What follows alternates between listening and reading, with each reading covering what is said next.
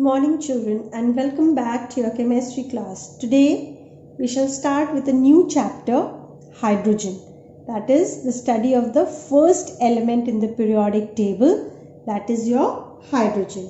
It is the lightest substance known to us and its atomic number is also 1. So on account of its properties, this hydrogen, it resembles the alkali metals and also the halogens. Okay, and therefore we can say halogens. Therefore we say that this hydrogen shows a dual nature. Hydrogen has a dual nature. One side it resembles the metals, and on the other side it is also resembling the halogens.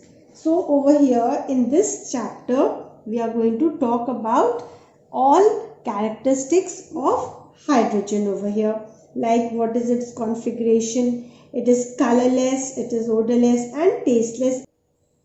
Who prepared hydrogen? Robert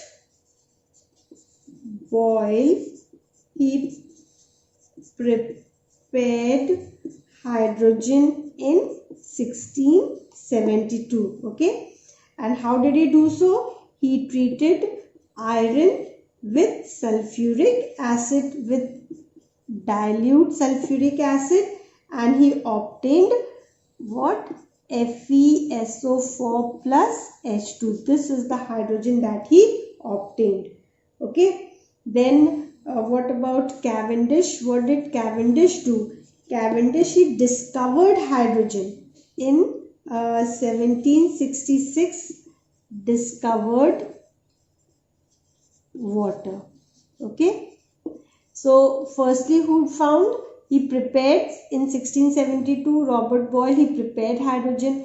Further in 1766, Cavendish again discovered water, right? And then Lavoisier worked on this further in 1783, named this gas as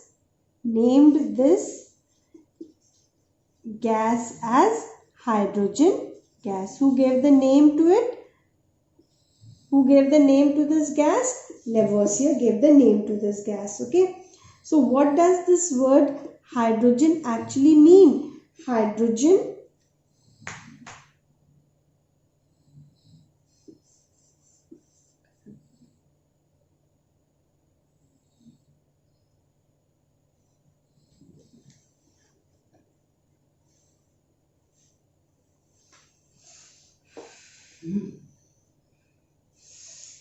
what does this word hydrogen actually mean? Hydrogen actually means what?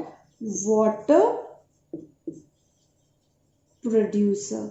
Okay, so hydro word means water and gen means generator or a producer, which together forms the word water producer, right? So I hope you have.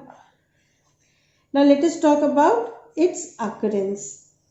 So hydrogen can be found in either free state or also in its combined state. It can also be found in the combined state. Now in the free state, it is found entrapped in certain rocks and minerals. It is also present in the natural gas. It is present in the coal mines, and also it is found in traces in the volcanic gases. And what about the combined state? We already know it is found in water. Hydrogen is present there. Even our tissues, plants and animal tissues, they are made up of hydrogen. What are the different other elements our tissues are made up of? It is made up of carbon, hydrogen, nitrogen, oxygen. So one of the component is your hydrogen also. Okay, then in the combined state it is also found in water, as I have already told you, in the acids HCl, HBr, then in the alkalis NaOH, KOH, right? In the hydrocarbons means like CH4. So hydrogen is present there also. In the proteins and fats and carbohydrates. So these are the places where in the combined form we can find hydrogen. As I told you that hydrogen, it resembles the alkali metals as well as halogens also. So today in this video we are going to study what characteristics of group 1A does this hydrogen resemble and what characteristics of halogens are also found in this hydrogen. So first one, let us begin with the resemblance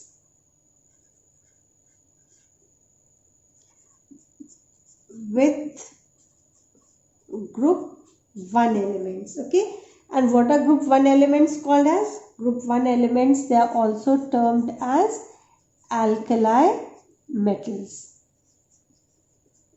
right? So let's label this: hydrogen, lithium, sodium, potassium, rubidium. Do you remember all these?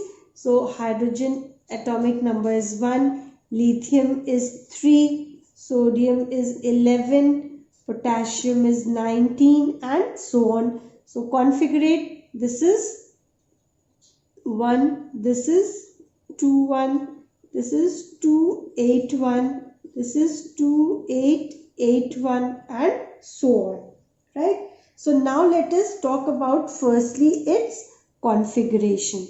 What do you understand from its electronic configuration? Let us understand how hydrogen resembles with the electronic configuration of the alkali metals. Now look at all these alkali metals: lithium, sodium, potassium. They all have one electron in their valence shell. And what do we know about hydrogen? That also has one electron in its valence shell. So like alkalis, hydrogen also has one electron in its valence shell. Okay. Then what do we talk about its? What about its valency? Now all these alkali metals, they just need to lose one electron to become stable. Same is hydrogen. Hydrogen, if it loses one electron, it becomes stable, isn't it? So like all other alkalis, hydrogen also has valency is equal to +1, and therefore, do you know, hydrogen when loses one electron, it forms H+, right? So this is also termed as what? It is also called as a proton. Then third point, let's talk about its electropositive nature. Now look over here, like sodium, right, whose protons are how many? 11. Electrons are how many? 11. Configurate 2, 8, 1, right? So when this sodium is going to lose one electron, it will form sodium ion, positive, electropositive in nature. Same as what I told you over here. Hydrogen, when it is going to lose one electron, hydrogen protons are how many? 1. Electrons are how many? 1. When it is going to lose one electron, what will be left? H+. The proton will be left, right? So it also shows electropositive nature as other alkali members. Then next, unipositive ion is formed. Fourth point, formation of unipositive ions. Look over here, they all are losing one electron, so they all have unipositive ions. The alkalis lose one electron to form unipositive ions. Therefore, hydrogen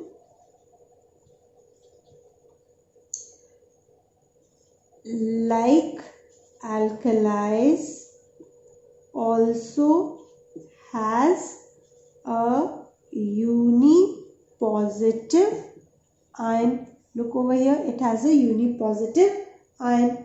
Okay.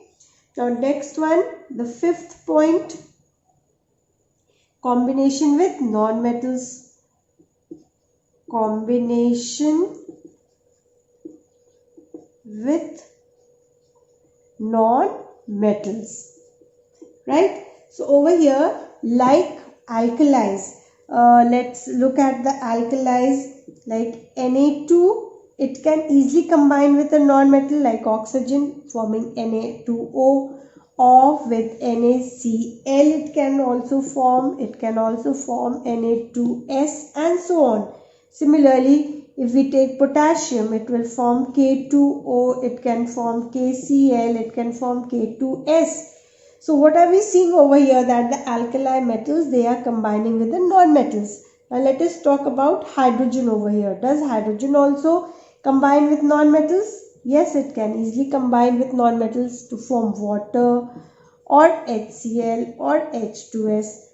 Correct? So like alkalis, hydrogen also combines with the non-metals. Then the last part of it, that is the reducing nature. Now all these metals, they are very good reducing agents. Okay. Why do we say that they are good reducing agents? Because as the number of shell increases, what happens? The tendency to lose electron increases. Losing electron means what is happening over here? Loss of electron means oxidation. If it shows oxidation, then they are good reducing agents. Correct? So over here, when it is showing oxidation, it is a good reducing agent. Hence, what did I say? That these alkalis, they are good reducing agents, or they show reducing nature. And therefore, hydrogen also shows reducing nature. And that is why hydrogen is for the extraction of the metals also. Okay. So, alkalis are good reducing agents, and so is hydrogen. Okay, let's look to some of the examples like CuO plus H2. Hydrogen, when it combines with CuO, it will give us reddish brown deposit of copper. From this black color copper oxide, we get the reddish brown deposit of copper, plus H2O will be formed. So what did we see over here? That we have obtained metal by hydrogen, which acts over here like a reducing agent. Okay. So these were, another example could be like Pb3O4, right? This is when treated with hydrogen gas. It is going to give us the brown, or the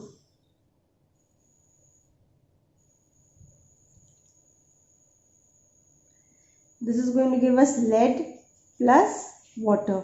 What is the color of lead? Silvery color of lead, and water will be obtained over here. So these were some of the resemblances of hydrogen with the alkali metals. Now we shall discuss about the resemblance of hydrogen with the halogen family. Resemblance of hydrogen with halogens. Halogens, when we say, we are talking about group 17 elements. So what are these halogens? They are fluorine, chlorine, bromine, iodine, and so on. So fluorine is 9, chlorine is 17, bromine is 35, and so on. Let's configure. Fluorine becomes 2, 7. This is 2, 8, 7. This is 2, 8, 18, 7, and so on. So what do we see over here? Just total this. This is your 10, 20, 28, 28 and 7, 35. Okay, now look at hydrogen. It is 1. Now all these halogens, they require 1 electron to complete their octet, isn't it? Similarly, if we give one electron to hydrogen, it will also follow its duplet rule, become stable, right? So over here, the first point that we are going to talk about is its configuration. Okay, so how does it resemble in configuration with the halogens? So like halogens, this hydrogen is also short of 1 electron in its valence shell, right, to reach the nearest noble gas configuration. So like halogens, hydrogen lacks 1 electron to reach the nearest noble gas configuration. Okay, then second point about the non-metallic character. Now what do we know about a non-metallic character? These halogens, they are non-metallic in nature, isn't it? Therefore we can also say that hydrogen also is a non-metal. It is a gas, isn't it? So it also exhibits similar property. Now let's talk about the valency. Look at the valency. All these, they have -1 valency. Why? Because they are accepting 1 electron. The number of electrons lost, gained. Over here they are gaining. They all are gaining 1 electron. So their valency becomes -1. Correct? So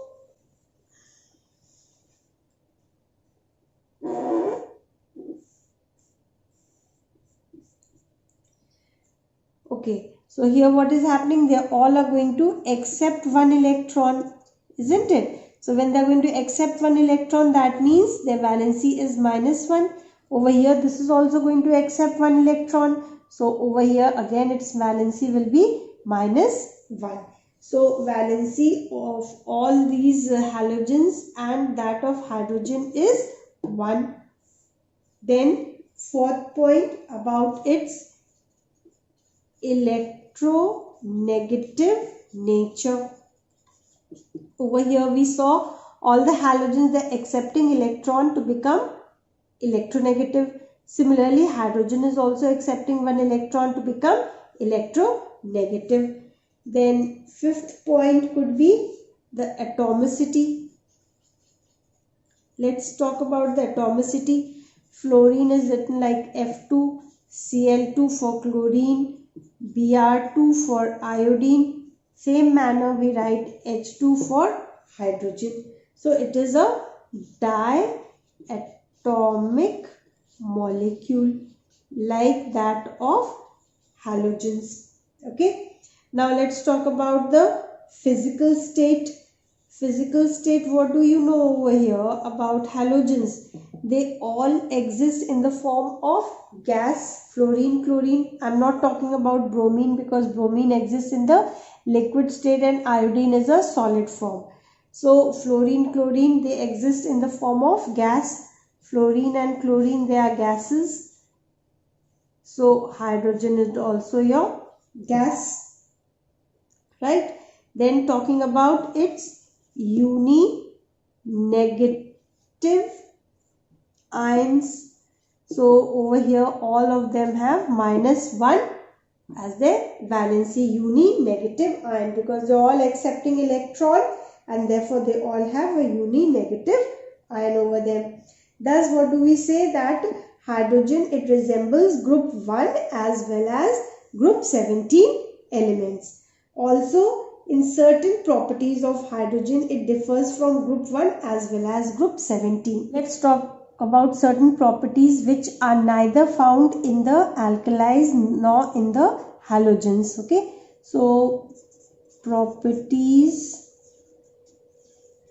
of hydrogen which do not resemble alkalis or halogens. So what is that? First point. See, the alkalis, they form basic oxides. Clear? Like for example, Na2O. This is basic in nature, right? If you talk about halogens, say Cl2O7, this is acidic in nature, right? But if we talk about H2O, oxygen, water, it is a neutral oxide. Clear? So the alkalis, they form basic oxides, the halogens, they form acidic oxides, but hydrogen forms neutral oxide. So this is a property which does not resemble the alkali or the halogens. One more property which does not resemble the halogens and the alkalis is that hydrogen has just one shell. Hydrogen has one shell, whereas look at alkalis like lithium, it has two shells, 2 1. Or if you talk about fluorine, it also has two shells, 2 7. But hydrogen has only one shell. So this is also different from that of alkalis and halogens. But these properties have no say in its position, right? It is just to make you understand that hydrogen itself also has certain properties which are different from halogens and alkalis. But now since hydrogen resembles both the halogens and the alkalis, therefore it has been given the first position in the periodic table as its atomic number is 1, and therefore it is also said to be showing dual nature, right? So that's all for today. We will continue in the next video. Thank you.